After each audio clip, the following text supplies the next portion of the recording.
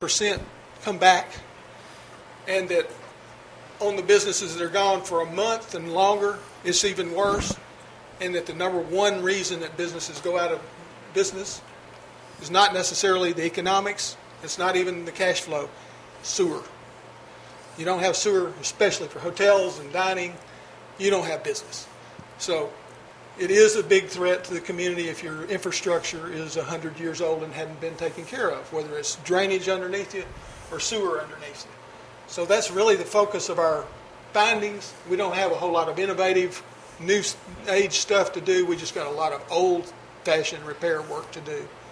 And that's the essence of the plan. Mr. Yes, I would like to also add regarding the Black Bass Dam discussion. I've been talking with McClung Engineering.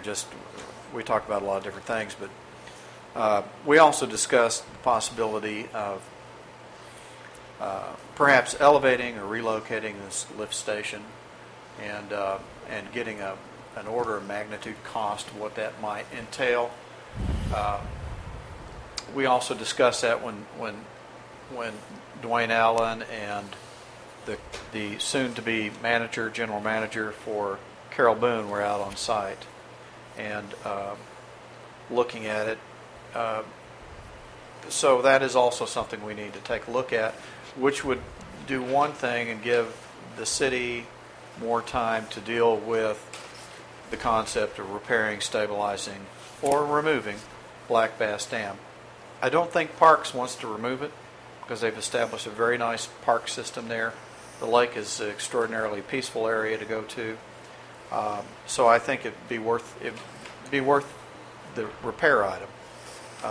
And regarding that, I truly think that it's all about money. It's all about where do you get that money.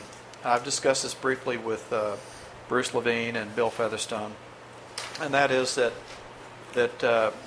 they might want to consider taking actual ownership of that and using part of their ad valorem taxation authority to come up with or extend another quarter-cent sales tax to raise enough money to actually deal with that.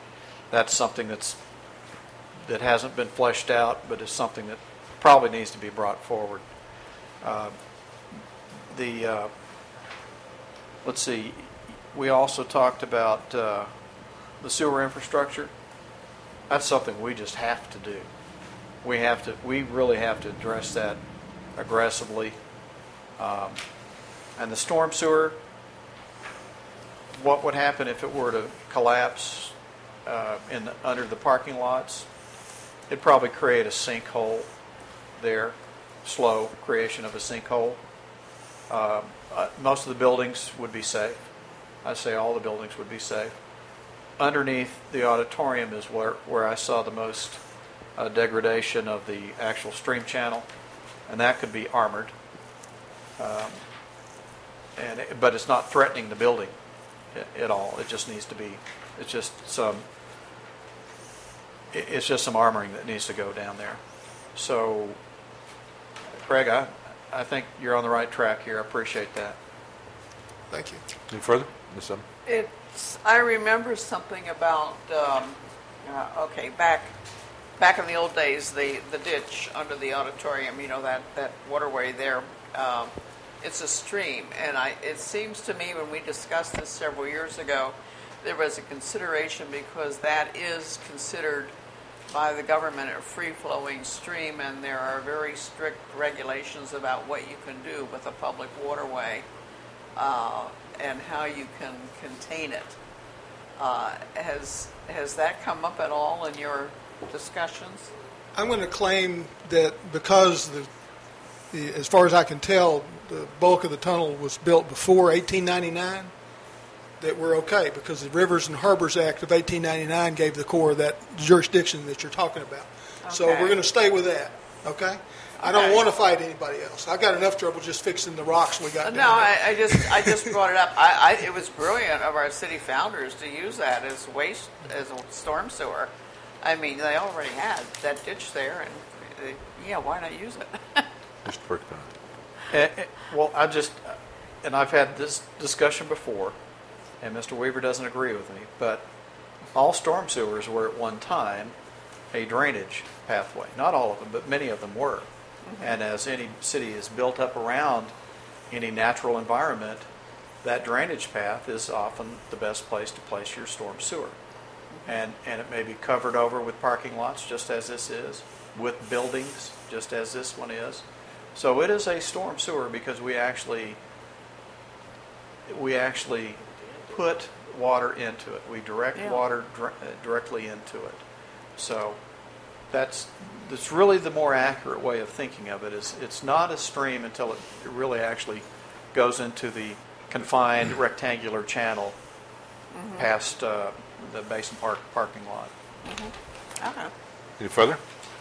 Okay, Mr. Hill would like to have the survey plans by the end of the evening here before. Please do get your input in. The process from here on is that I've got to compile the survey information, the other interviews and information we've generated in the report, as well as more engineering studies and latest cost estimates that Mr. Perkypile's been working on, that Dwayne Allen's been working on, and that the previous reports have already given us some clue from McClellan's study in 2010, as well as other stuff. And then put that all together and bring it back for your adoption, and then step right from there off into establishing this creature to get control of right-of-way beneath us.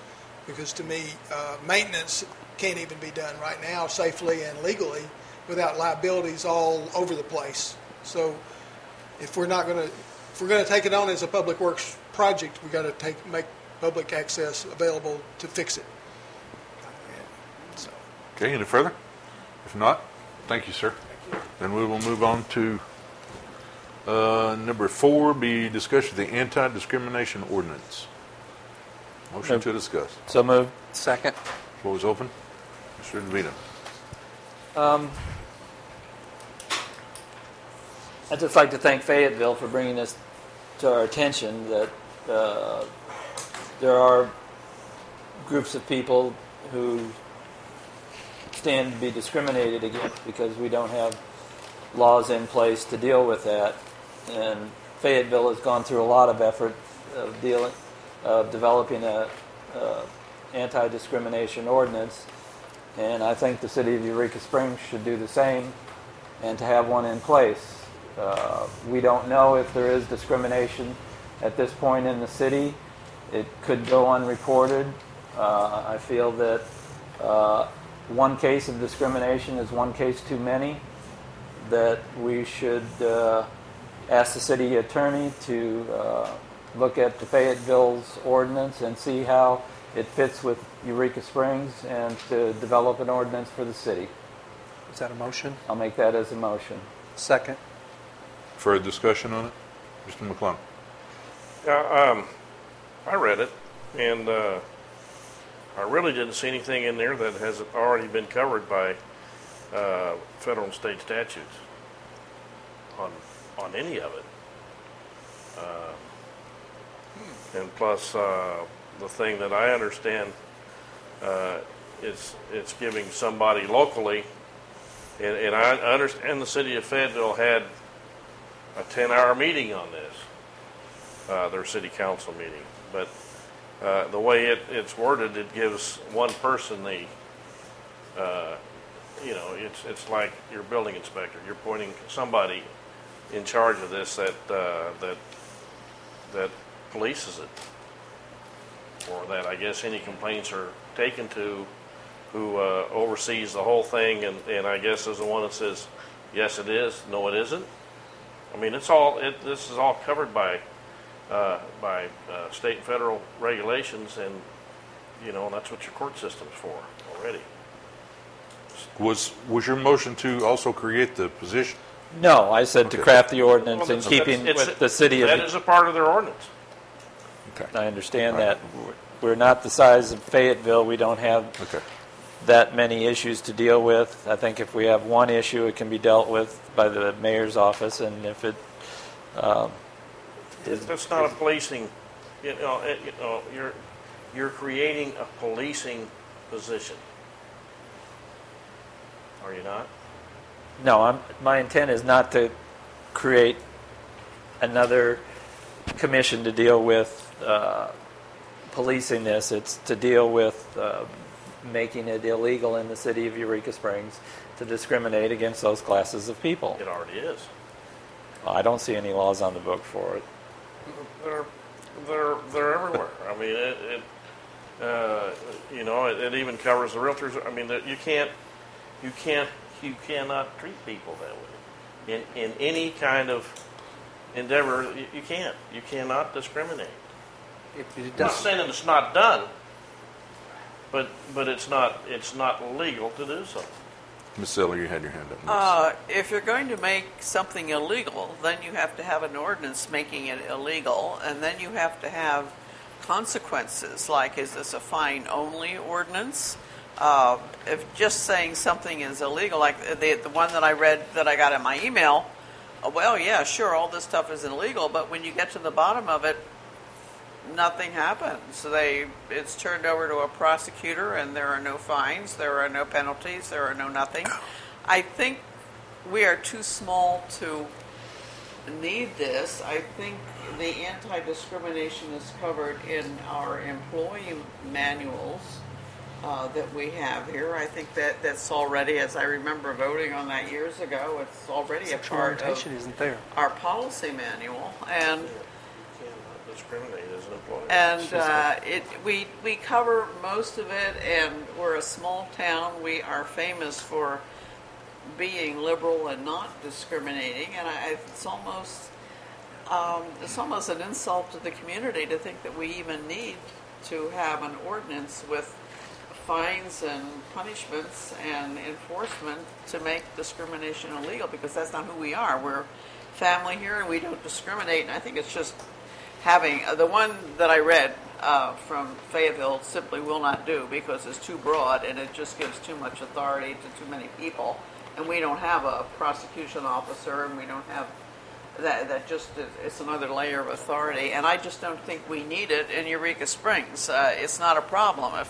If a problem comes up, we'll deal with it, but up until this point I don't see it being a problem, and it's almost an insult to the community to have it. I mean, we have a reputation for not discriminating. Mr. Mitchell. One, the employee handbook is you have to be employed by the city for that to apply to you. So the employee handbook isn't going to apply to regular citizens or businesses. Number two, Mr. DeVito's motion was to ask the city attorney to look into it. He probably wouldn't have he might have. It would have been totally up to the city attorney to have looked at Fayetteville's and had developed one for us. I don't think it's an insult to the community to look into the issues of equality and equity. Mr. DeVito. Things like subcontractors that the city deals with, I don't, to my knowledge, know that we have any laws dealing with our subcontractors, and this would keep them in compliance with non-discrimination. I mean, we don't know what goes on in the city. People may not be aware that if people are aware that there are laws that protect them, then they may come forward with complaints. We don't know everything that goes on in the community. People may be discriminated against. I want to be proactive on this and stop it before it occurs and give people a law to protect them. Mr. McClung. The prohibited acts of discrimination in employment, they exist already. Prohibited acts of discrimination in housing and real estate transactions, and fair housing covers that. Can't do it. Can't do it. It's against the law. You can be prosecuted in a court for any of those. Business establishments are public accommodations, other than a person's right to, no shirt, no shoes, no service, that. You're aware of that one. You're allowed to run your business as you want to, but you can't discriminate for any of those things now. Mr. Nothing. So, what's the point? Now, Go ahead. It's all covered. Mr. Weaver, anti-discrimination at the federal level, age, sex, race, religion, national origin. Is sexual preference one of them? Depends on the protection that's extended. It is a portion of the federal protections in a lot of areas, yes. In some, but not all. It is not, I don't think at this point it is all, yes. So if the motion was made and you looked into it, you would apply it accordingly.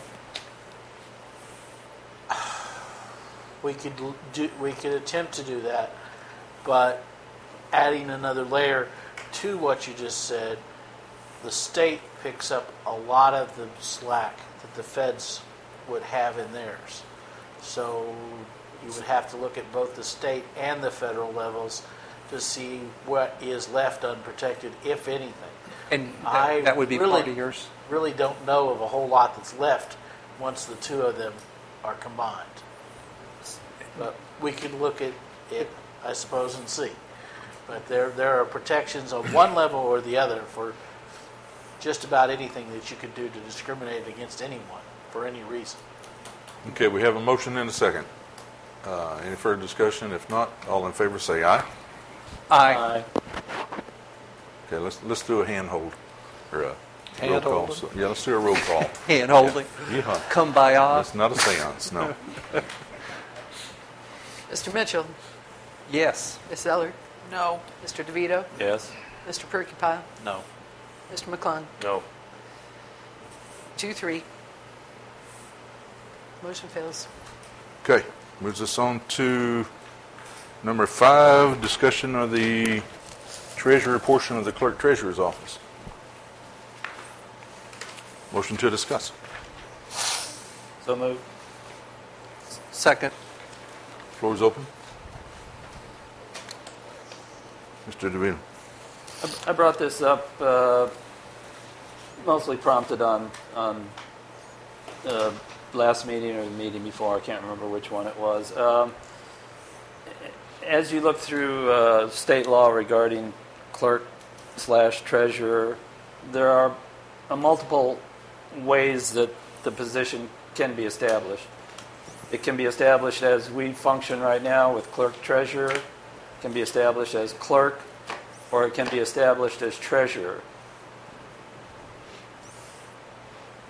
I don't feel that we need the treasurer's part to the description of the clerk's title, because we have a finance department and they take care of the finances. So I feel that the treasurer part of our clerk is probably a vestige of a bygone time where cities were small and didn't have the ability to have a finance department, yet the city of Eureka Springs does. Under previous mayor's administrations, we had limited the clerk to basically taking the notes for all of the meetings, and it was a part-time job. It functioned well under that administration. My other concern, and it has no reflection on our present clerk because we now have a contested race, so I feel at this time we also need to consider the salary of the clerk. Right now, the clerk's salary is almost twice what the mayor's salary is, and I feel that is totally out of keeping with the position. Either we're underpaying the mayor or we're overpaying the city clerk, but I don't think it's fair to the mayor's office to be getting the salary that the mayor is and the clerk to be getting the salary the clerk is getting. So basically we have two things to decide here. Do we want to go with just a clerk, which Arkansas law does allow us to do, and not have the /treasurer part of it? And also we need to think about salary, because this is the only time we can think about it before the election of a new clerk.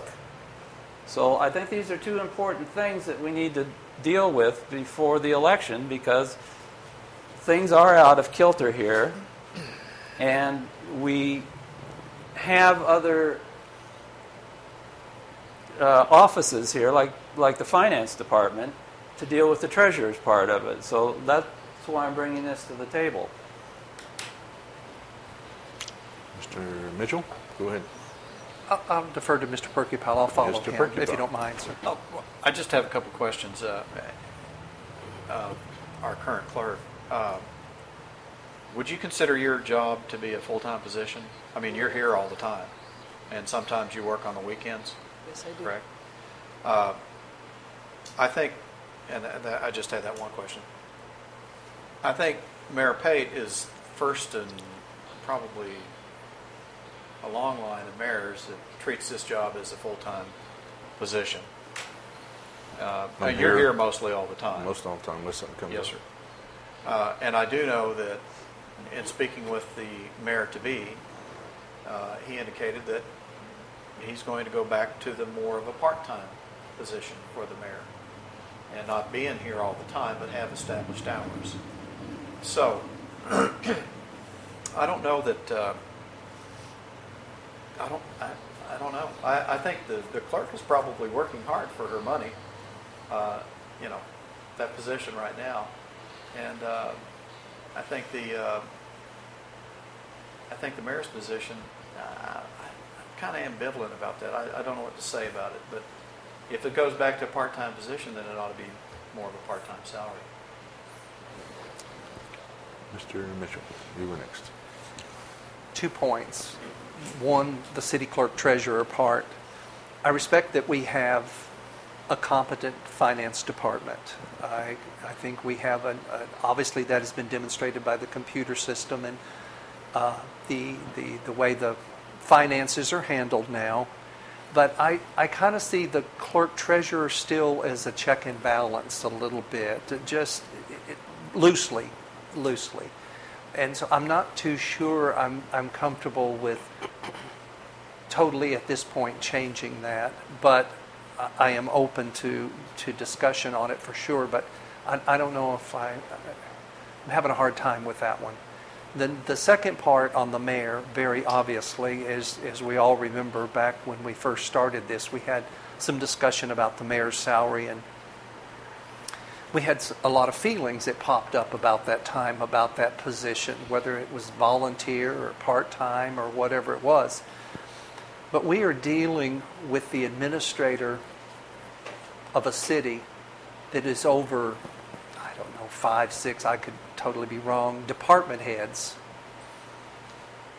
that provides a day-to-day functioning of the city, direction to those department heads, and a lot of things that I'm not even going to go over, but to continue to look at the job on a part-time basis is a little, I think, underrating the position and a little concerned about it.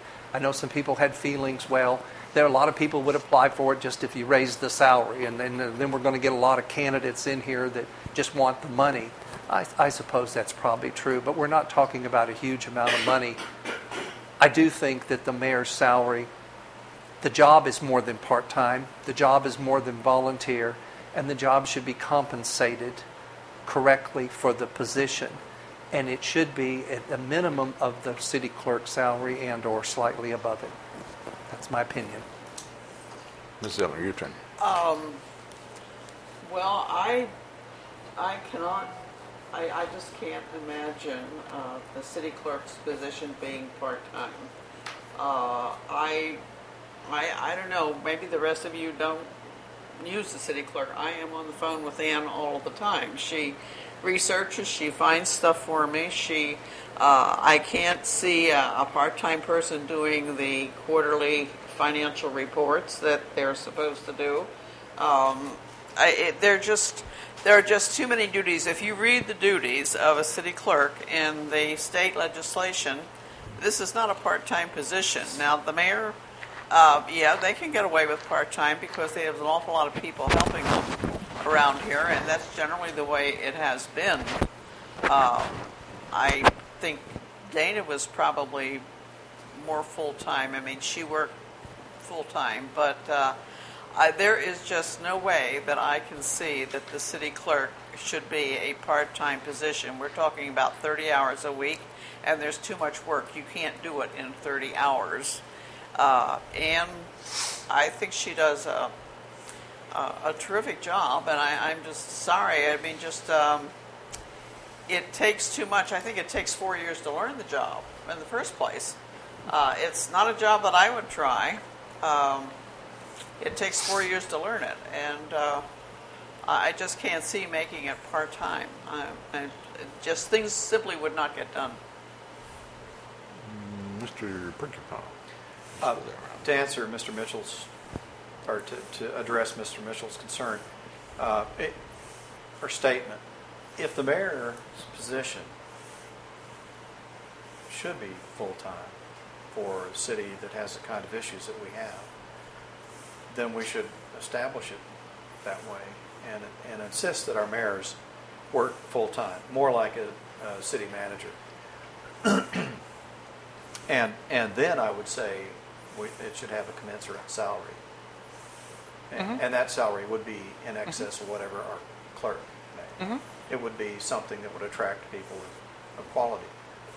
We kind of went through that exercise when Mr. DeVito came forward with the city administrator information, and we had all those discussions, and that was all turned down. However, this city, this council here, I will not be part of that. And I'm not going to answer for Butch. That's just what he told me. But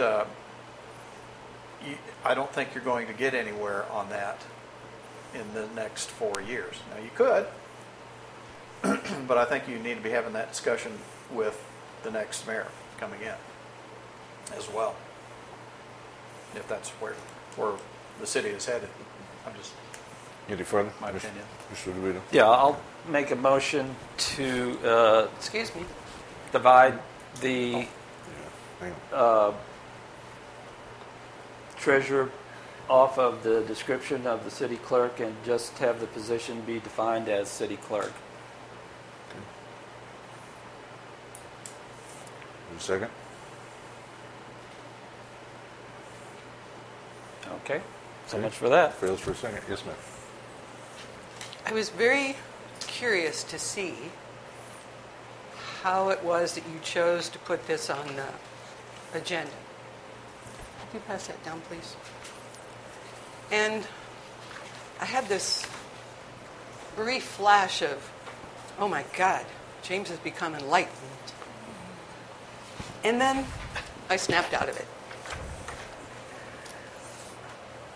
And there are a couple things I want to mention. This flow chart of how the city is designed to run came from the Municipal League. I didn't cook this up. First of all, you can see that all the elected people, the knights and ladies of this rectangular table, are on the same plane. I'm not above you. You're not above the mayor. The mayor is not above the city attorney, although we ought to write in city attorney here. This is how the system is designed to be. And I think we're all fully aware that that's not how it has been in the recent past. It's been more like a triangle, which to me undermines the effectiveness of the design. Mr. DeVito, I have worked in restaurants since I was 15 years old, waiting tables, bussing, cooking, cleaning. And with that immense amount of experience, it would never occur to me to come into your restaurant, critique your performance as an owner, and proceed to imply, let alone say, that I know what it is to own and run a restaurant, even though I've got years of experience under my belt working in restaurants. You have spent years working for this city as a commissioner, as a councilman, and so you have some understanding of what it is to help the city function. And I appreciate that. You have no clue, truly, what it is to work in this building full-time and go home on weekends and spend sometimes the bulk of the weekend doing minutes. I understood that was part of the deal. I don't mind. I'm not objecting. I'm just saying that's part of the deal. When people come into City Hall, they believe that they're going to get the attention and the response that they need. That's why I'm here every day. That's why I've never taken a vacation, because I made an agreement to serve the public. And fortunately with me, you got a really good deal because I have 10 years under my belt dealing with department finances, Public Works. And when I left there, the Public Works budget was $1.2 million. So I have a tremendous amount of experience with the budgeting portion, and that's one of the two reasons I believe people were interested in having me serve in this position. I won't go into the other, but I believe that a lot of people realized they were getting a pretty good deal. My time now with the city is approaching 14 years. So you've got a pretty good deal here, you and the citizens of this town. And you can roll your eyeballs all you want to. This topic was not about you or about your job Let me performance. finish This what was I'm about saying. the description of the Let me position of the finish city what I'm clerk. saying. Let Okay. me finish what I'm saying. Why you would take it upon yourself to decide that the jobs ought to be split is beyond me. May I answer that, Mr. Mayor? No, May I it's answer not a that, question. Mr. Mayor? You It is asked me. not a Hang on, question. hang on, hang on. Not a question. It Okay. is a statement. Let's wrap it up. Hurry up. Please, hurry up. Yeah. Go ahead and say what you're going to say, but just get on with it. I said please. That means go ahead. If the mayor's salary is not commensurate with the output, adjust that. That has nothing to do with the clerk treasurer's part. I personally believe that the clerk treasurer would do well to participate more in the financial aspects for the simple reason this is supposed to be a system of checks and balances. And if you have all of the financial eggs in one department, you do not have a system of checks and balances. And part of the reason it was good for the treasurer to co-sign the checks during the last council's time here, it gave more assurance that when departments were running low on their funds, they would have the opportunity to come in and make those adjustments before things started wobbling. So it does have a definite purpose. I do understand the system. It would make sense to me to not prevent engagement, but to facilitate engagement. And I agree, it cannot be part-time. It is more than full-time. And what really is driving your decision to put this on the agenda at all still is a very curious thing to me. Okay. Now, I'm finished. Yes, thank you. All right. The motion fails, so we can move on to number 6. Discussion of the hospital and bonding company. Move to discuss. Second. Doors open. Mr. McClung. Just a couple of things. I just, last I spoke with Lonnie just a couple of weeks back, he was going to check with the bonding company and see what our status is. I don't know, has he reported anything to you? I haven't seen him today. I don't know. Okay, so will you follow up Yes, with I that? will. Yes, sir. And secondly, I don't know if the management, the hospital management company has gotten a hold with you yet, Mr. Weaver, and initiated contractual jargon or whatever you want to call it. I spoke with them late last week, and they informed me of who they were going to designate as their person to start I've not yet been able to reach that person. I'll be trying to reach that person in the next couple of days. So, it looks like a contract should begin to be fleshed out in the very near future. Yes. There we are. Further? Okay. All right, then that brings us to number 7,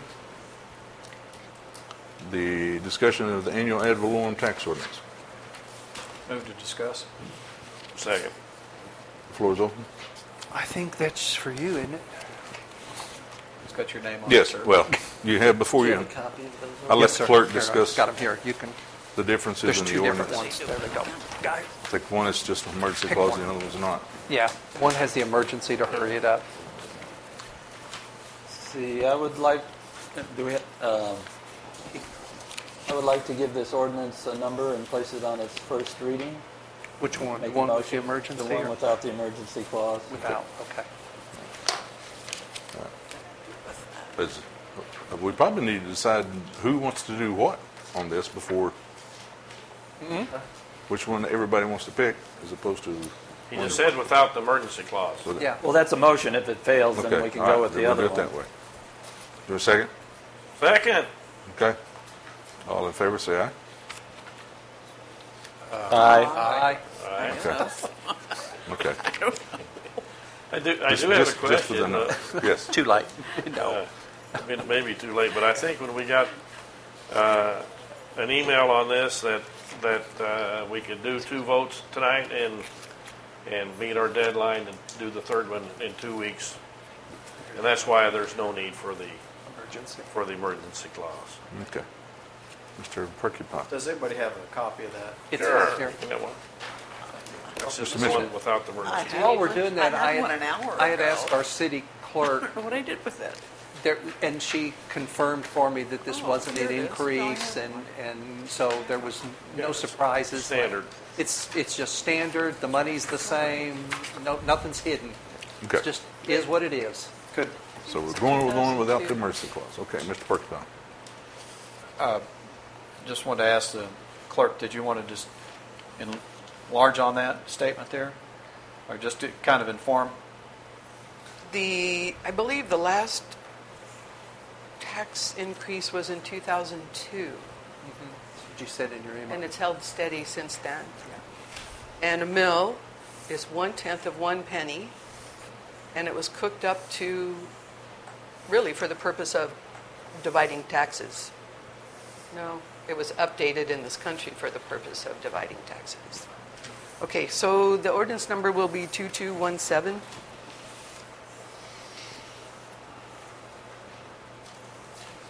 An ordinance levying a tax on all real and personal property in the city of Eureka Springs, Arkansas.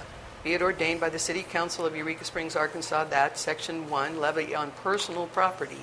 A tax of 4.4 mils on the dollar is hereby levied on all personal property situated within the city limits of the city of Eureka Springs, Arkansas, for the following purposes. 1, the general fund, 0.0038 mils.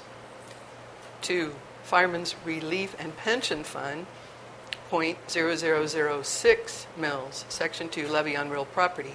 A tax of 4.4 mils on the dollar is hereby levied on all real property situated within the corporate limits of the city of Eureka Springs, Arkansas, for the following purposes.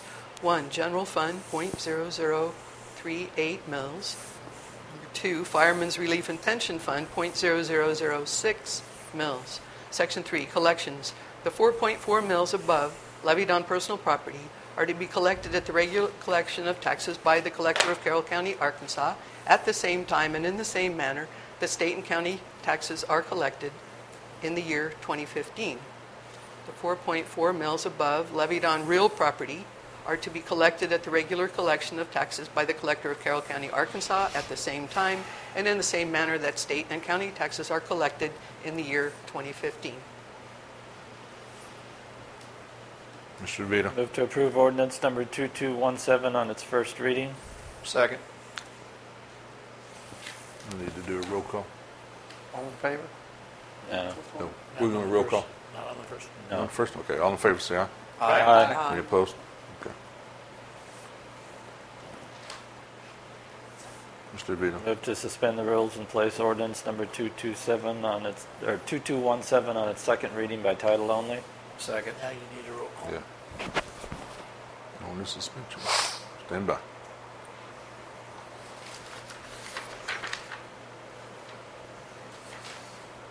Mr. McClung, Yes. Mr. Perkypile, Yes. Mr. DeVito, Yes. Ms. Zeller, Yes. Mr. Mitchell. Yes. 5-0. Ordinance 2217, an ordinance levying a tax on all real and personal property in the city of Eureka Springs, Arkansas. Mr. DeVito. Move to approve ordinance number 2217 on its second reading. Second. Yeah, it has to be a roll call. That doesn't. No. All in favor, say aye. Aye. Any opposed? Aye. Done. Thank you. Okay. Moves us on to agenda setting. Mr. DeVito. I would like to add a topic for the next meeting, and that would be to have the hospital commission meeting be taped. I think it's important with the new hospital and everything going on that there should be a record of what goes on at the hospital commission. I would love to have them meet and be on live television, but I know that seems to be an impossibility. But I think they ought to at least meet here and have their meetings be recorded. I think it's important for the community, and they can be broadcast at a later date. They're audio recorded. Excuse me? They're audio recorded. The audio is Yes. recorded? Yeah. I don't know how the public would be able to access that audio. We could put the audio, Don, can we put the audio on 21? Can you download it as a We could certainly just use the camera without, we would just use the sound, run it through here, make a DVD, and we just play the DVD without the picture. It wouldn't be a picture. Okay. We can do that. Someone would have to be here to run the channel. Oh, if they met here, you might as well video them. Yeah. It Yeah. seems like if you're here anyway, might as Okay, I'll have to get everybody contacted so they'll see if they can be here to We need a second on do that. it here. Yeah. Second. All in favor, say aye. Aye. Well, it's just an agenda. That's just, yeah. That's, Okay, all right. Aye. aye, yeah, yeah. Mr. McClung? I don't know if this is really an agenda-setting item, but the status of the building at Public Works is, where do we are with that? I think there's some architectural things, and so Yeah, Butch is, I believe he's working with Floyd Construction and Dwayne right now trying to get the finite details of it. yeah. worked So out. you know, if it's going to be different than what we approved, then maybe we don't need to be starting it till we, you know. So You mean maybe the it needs cost? Cost-wise. Okay, well, I don't know, but I'll find it Well, out. that's what I say. I think Okay. it needs to be an agenda item so we approved it here once before. Maybe we need to revisit, see what the status is. So cost estimate on PW building. Well, we could probably have Mr. Berry here to address that issue. Anything else? No. Mr. Mitchell? Yes, sir. And this may not be an agenda, but we had discussed having monthly reviews of the financial when they were closed. So the next meeting in September would be for the August financials. And I thought we were going to do it maybe 30 minutes or an hour before the council meeting. So I'd like to be that. I don't know if we want it as an agenda topic or not. Yes, we do. Is there a second? Yes. And we need a second on Mr. McClung's. Yeah. Second on Second. cost estimate on the PW building? Okay. Mr. Perkypile? I have two. I just want to have one will be a workshop summary on this tourism economic development meeting we're going to have, this workshop. Just a short summary. The other one will be kind of get back with everybody about cost estimates in terms of contracting out the plumbing issues for sewer, cammering and jetting. Any further? No, sir. Second those. Okay. Ms. Zeller? In view of the meeting we're having Friday, I would like to put on the agenda a discussion of changing our ordinance to allow people who live outside the city to volunteer to serve on the CAPC commission. I might change my mind after the meeting, but I'd like to get it done now. So out-of-city volunteers, out-of-city commissioners on CAPC? Yes, to have people who live outside the city to enable them to serve on the CAPC.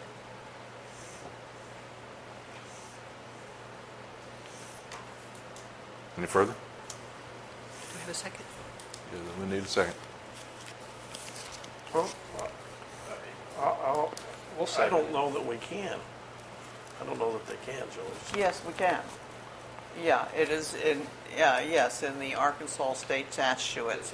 If you change your ordinance, yes, you can change your ordinance to make it possible Second. to have people. Okay, it's on. It's on.